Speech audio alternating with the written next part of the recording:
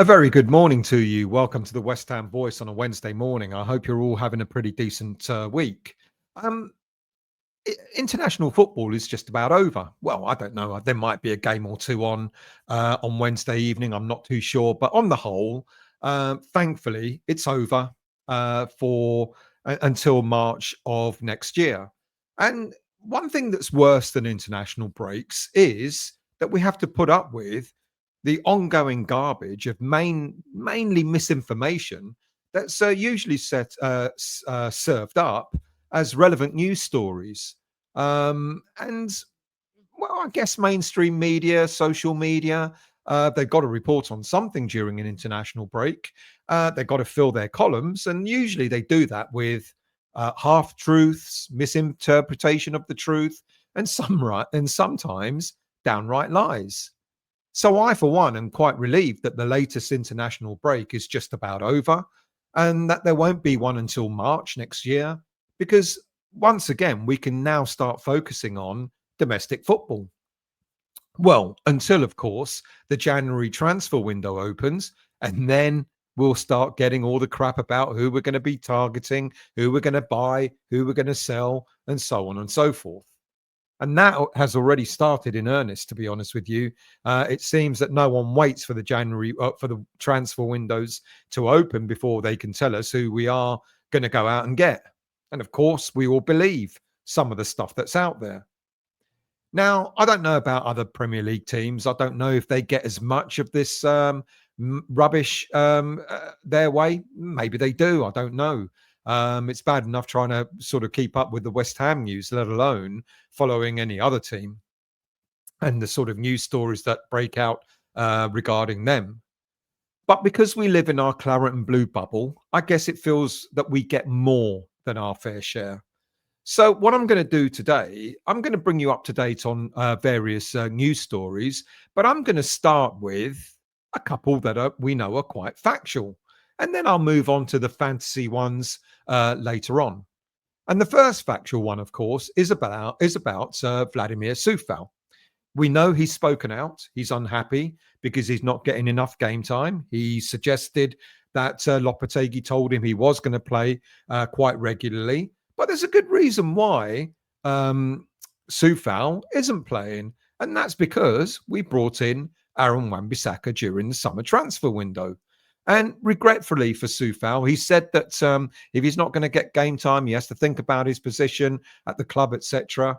And we kind of know that his time at West Ham is over. He's out of contract at the end of the season, but there's a possibility that he could be leaving in January.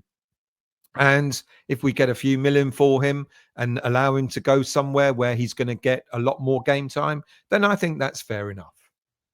The second factual story is the dressing down that Mohamed Kudus and his fellow Ghanaian teammates got from the president of Ghana FA. Now, he accused the team of not playing with any desire. He was giving them, I don't know if you've seen the tweet, but he was giving them quite a lecture and talking about how half the Niger team that they lost 2-1 against wouldn't have even made the Ghanaian team. And this has all resulted, of course, in the fact that Ghana have not qualified for AFCON for the first time since 2004. So Kudus, I hope. I mean, it's been quite a bad year for him on the whole, and he's alluded to the fact that he's received quite a lot of stick, quite a lot of criticism, especially when playing for Ghana. So I just worry about what state of mind he's going to come back to after this latest international break and this latest sort of downfall of the Ghanaian team, who only drew the other day and then they lost against Niger and they've not qualified.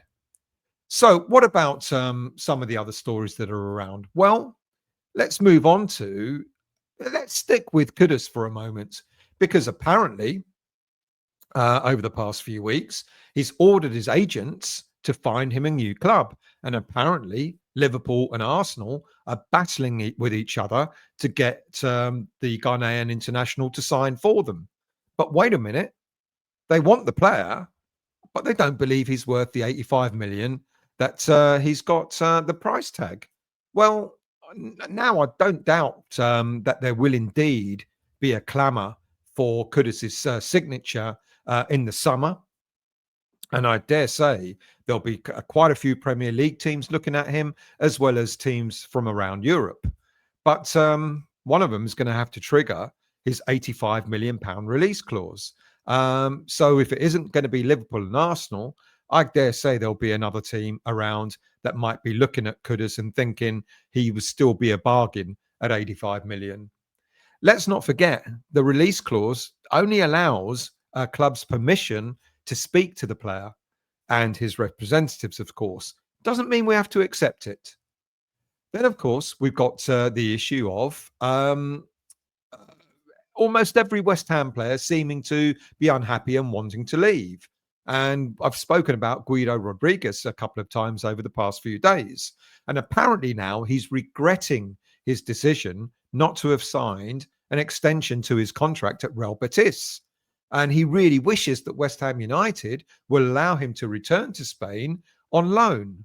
Well, as I mentioned on Monday's show, Rodriguez and his agent received a decent signing on fee. So West Ham United are not going to be in the remotely interested in allowing Rodriguez to go on loan anywhere. But if a team, whoever they are, want to come up with a fee, an offer, then Rodriguez will go. He's got a 2.5, if we accept it, of course. He's got 2.5 years remaining on his contract, and we're going to expect to receive something for him rather than nothing, even though he signed on a free contract, on a free transfer. And then we have Niclas Fullkrug, another one who's apparently restless and unhappy. This is a player who so far has played 63 minutes in competitive football for West Ham this season. And the only reason why he might be unhappy is because he's been sidelined with an injury, an Achilles tendonitis, for the past, 2 months or so? Now, wait a minute. We hear on Tuesday evening that I'm laughing because I'm not so sure I do want to believe it, but at the same time, I'm thinking, is it going to happen? We heard on Tuesday afternoon that he could be finally back in action. And the game that's been earmarked for him is the home game against Arsenal at the end of November. Look, I would absolutely love for him to be back for a couple of reasons, really. First, if he's fit, he offers us something different up front. If he can tuck away the number of chances that we've created this season, perhaps he might finally start proving to us that he wasn't a waste in the transfer market. This season alone, we've created something like, or we've had 148 shots, of which only 33% of them have been on target. That's about 49 shots on target. And of that 49 shots on target, we've only scored 13. That's only a 26% return rate. The one thing with Fullkrug, at least, he's a natural striker. And if we manage to get him in the right positions to be on the end of some of these chances, who knows? But the second reason why I would want him back is to actually demonstrate that he is fit. And maybe, just maybe, if he's not actually doing the business for us, if he can prove to he can be fit and stay uninjured over the next couple of months, then maybe a team might come in and make a bid for him in the January window. Next up is Jean-Claire Todibo. Now, this is another story that I don't know. I take this with a pinch of salt because according to an Italian social media outlet, he had to be forced to sign for West Ham United in the summer. Look, we know there was a protracted transfer offer for Todibo to go to Juventus, but it demonstrated how little Juventus thought of him because they couldn't agree. That was a loan to buy deal, but they couldn't agree on the value to buy him if he got through the whatever number of games he had to get through in order for them to make that a permanent signing. So we took advantage of that. I don't think he was forced in any way to come and sign for West Ham. Yes, of course, he would have preferred to have signed for Juventus, but when he realised that they didn't value him that much, he decided to come to West Ham.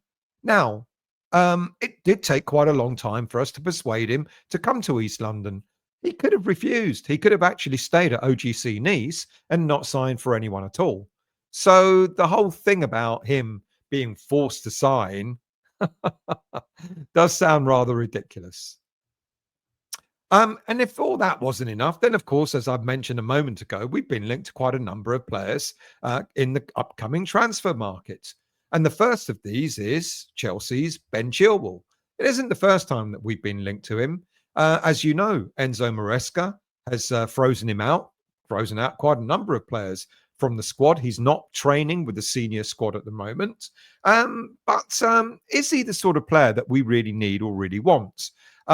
He's just come back from a long-term injury. He's actually got a long history of injuries, and as you know, we seem to love buying players that have a history of injuries. But what we should do is start thinking about what Mark Noble recently said about creating a pathway for academy players to get into the senior squad. And I think many fans would far, far prefer Ollie Skiles to break through as a potential replacement for Aaron Cresswell, who's also in the final season of his contract, rather than going and getting Chilwell. All right, Chilwell's a decent player. You know, if he stays injury free, he'll be fine. He's only 27 years of age, etc. But I think, to be quite honest with you, we've had our fair share of players who have had so many injuries throughout their careers. Then there's the link this week for Tariq Lamptey, which in this particular case, I can understand. Lamptey's going to be out of contract at Brighton at the end of this season, and he's not looking to renew it. So he's going to be a free agent at the end of this season. Now, West Ham could do no worse than to target Lamptey to be competing with Aaron Wan-Bissaka for that right back spot. He's also a wing back. You know, he can play in that wing back role as well. I've already mentioned about Soufal. If Soufal goes in January, or if he leaves at the end of the season, which I believe he will, Lamptey would be a very decent replacement, and like I've just said, would be really good competition in that area of the pitch. And then no sooner have we been linked to this player, James McAtee, we've already been unlinked to him. Apparently, there's no chance of us getting the Manchester City 22-year-old midfielder. We know he's decent because Pep Guardiola has been using him in the team this season. Okay, he's got his chance because of injuries, but I guess that's how some academy players are going to make their mark. Apparently, we see him as a potential replacement for Lucas Paqueta. But we know Paqueta has got a lot of things going on off the pitch. He's blown hot and cold throughout this season. Well, throughout the last couple of seasons, really. But apparently Guardiola is loath to want to let McAtee go. And I don't know if I think he would be a good player, but if Guardiola is not going to let him go, then maybe we should start looking elsewhere. This isn't for January. I reckon this will be a summer signing. But then a lot can happen between now and the summer. So if McAtee's the sort of player we're going for, then I think finally that's a good move. However, Guardiola's no fool. He's going to want something in return. And given that Paqueta could be banned by then, I wonder if Mohamed Kudus would be the player that Guardiola would turn around and say, you can have McAtee, but I want Kudus. Next up is a player we've been linked to in the past again, but I don't know how much mileage this has got in it, to be quite honest with you. Unless, of course, we are looking for a replacement for Mohamed Kudus, and then Christian Pulisic could be a player that we might be interested in. Would he be a decent replacement for Kudus? I don't know. He moved to AC Milan in the summer of 2023. And to be quite honest with you, they actually, well, first of all, they got him quite cheaply for around about 18 million. And I would say he's worth more than that. And to be quite honest, he's done really well. In 15 appearances in all competitions this season, which includes Champions League football, he scored 7 goals and 5 assists. So why AC Milan might want to offload him seems to be an odd one, to be quite honest. Um, but I wonder if West Ham are looking at Pulisic not so much as a wide player, but to bring him in as a potential striker alternative. Well, if we're going to convert a winger into a striker, we could do that with either Bowen or Kudus this season. Next up is a story that's been put out by Florian Plettenberg, and we know he's got a close association with Tim Steidten. Um, and this is apparently we've got an interest in Hertha Berlin talent, Ibrahim Maza. Now, after being quite critical of Steidten and some of his summer signings recently, Maza could be the kind of player which might redeem Steidten's standing at West Ham United. This 18-year-old talent is currently plying his trade in Bundesliga 2 for Hertha Berlin. And it's suggested if Hertha Berlin do not win promotion this season, then Maza will be in demand by a number of European clubs, of which West Ham United are one of them. And there's several other Premier League clubs that are apparently interested in this player as well. Over the past 3 seasons, he's made something like 29 appearances for the senior team, and he scored 6 goals with 4 assists. Now, he's already surpassed his stats for last season, where in 13 games, he scored just 1 goal and 2 assists last season. In the 12 games he's played this season, he's had a return of 3 goals and again 2 assists. Now, Hertha are not doing so well in this season. They're sitting 11th in the Bundesliga 2. But they are only a mere 5 points off league leaders, Hanover. And it's only a third of the season gone. So a lot could happen. Now, interestingly, after representing the Germans international team up to under 20 level, Maza switched allegiances and made his first senior debut for Algeria in October of this year, when he played 1 solitary minute in the 5-1 win over Togo in the AFCON qualifying game. So he would be an interesting proposition, very interesting player, especially with a number of clubs looking at the potential of signing him. And then finally this week, guess we're going to return to that fantasy and those stories that come around, and you sit back and you go, really? And that, of course, is we have an interest in Paul Pogba. Is it as far-fetched? I don't know.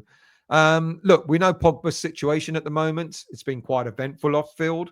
After being handed a 4-year doping ban back in February 2023, the Court of Arbitration for Sport reduced his suspension to just 18 months in October.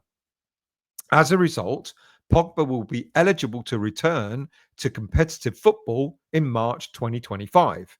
In the meantime, Juve and Pogba mutually agreed to terminate his contract, which comes at an end at the end of this month. So basically, he's a free agent.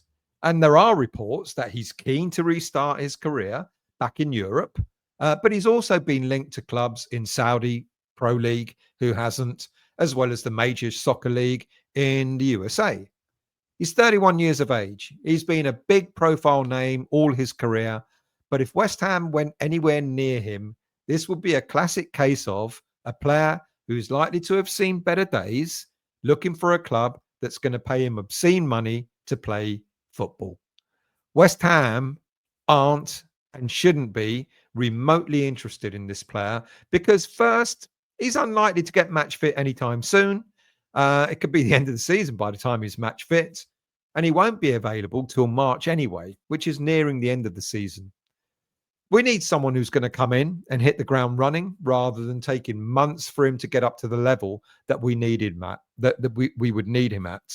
And basically at 31, if he is going to be demanding a king's ransom, I think we should steer clear. I could be wrong. He could be an absolute revelation, and I might be completely wrong. But I'm not so sure there's a lot of mileage in that particular story. That's it. I'll be back again later this week. So do look out for another show. And in order to do that, if you become a subscriber to the channel, you'll know when I'm on next. But whether you are a subscriber or not, like I say, if you've enjoyed the content, please do hit the like button, and I will see you all very soon.